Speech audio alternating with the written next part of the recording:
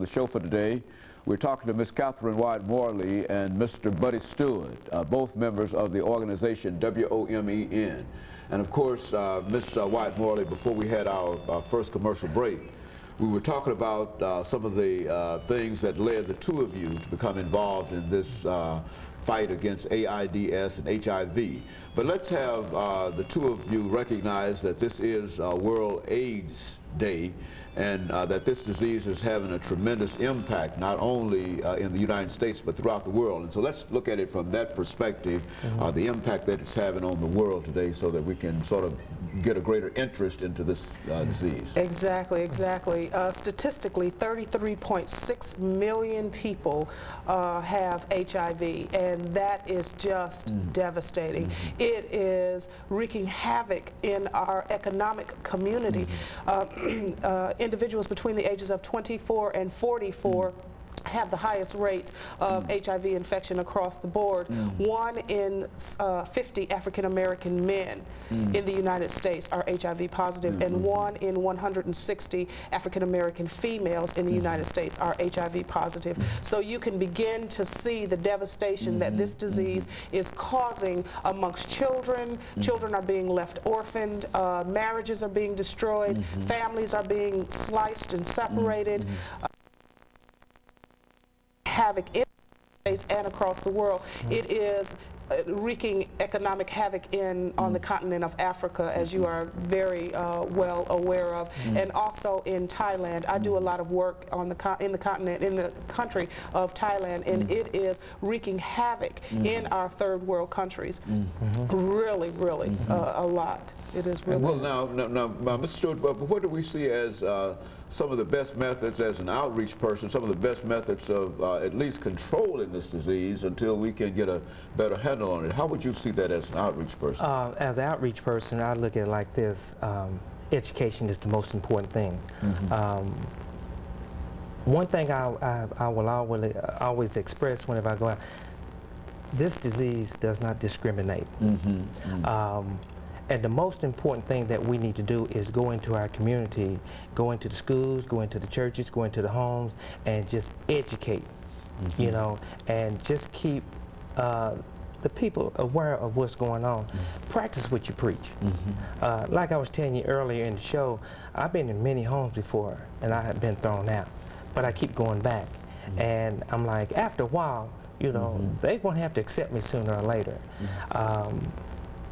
I'm accepted. And so I feel good about that. But, you know, we continue on. We continue on striving because there's more people here in Davidson County who still in denial. They still don't want to know about HIV and AIDS. You know, I just came back from Washington, D.C. You know, I work with Howard University, and they was talking about a cultural about HIV, and they was talking about the Hispanics, they was talking about the blacks, and it was real fun because, you know, when you come to the South, it's a different ball game, and that's one thing that they never thought of, because, you know, anywhere you go, no one really don't want to really come forward and admit, well, I'm HIV, or my friend, or I have been exposed. But over the past 10 years, working through the health department, worked for General Hospital, now with women, I have tracked down, because I'm a tracker also, over 8,000 people just by myself. Just being within this area? Just being within this area, yes. And I think, Ms. Wyatt-Morley, you've indicated that on a number of occasions, that it's something that folks don't self-disclose. And I think we've also said that your story in terms of your exposure and how you were able to deal with it, and why don't you talk about the book that you have and some of those problems associated with that, because I think that is essentially what we need to do at this particular point.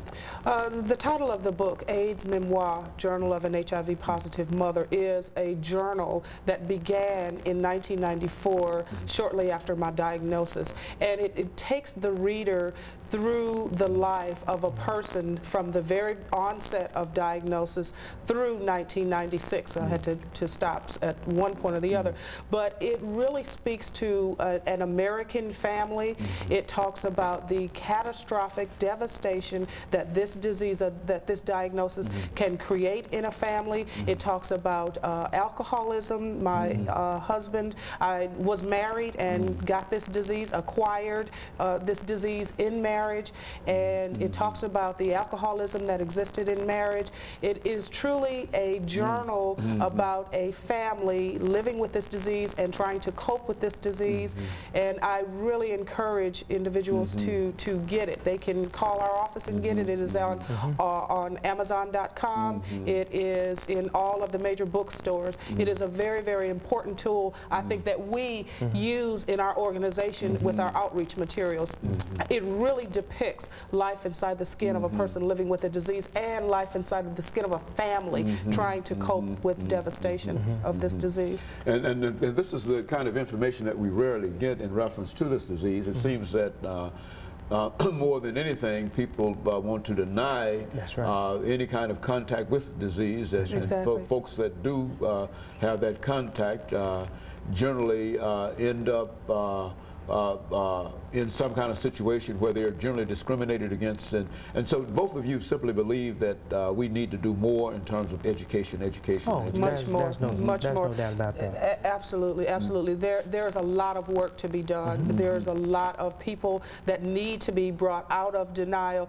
Testing is extremely important. Those type issues, but as Mr. Stewart said, we have got to continue to be out in the street every day, bringing awareness and education and talking to people about testing. You'd be surprised. People don't know where to go get tested. So those are the really important things that we have to get out to our young people that are very sexually active. They have no idea.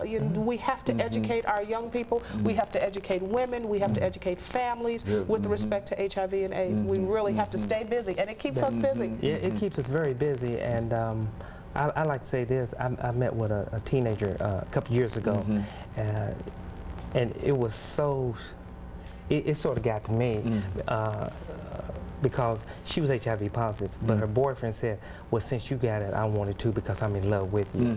And I'm like, don't you understand? You don't understand. You don't understand.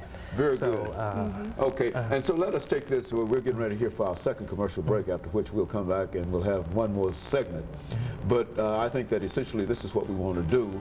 And of course, we'll be back with our audience following this short commercial break.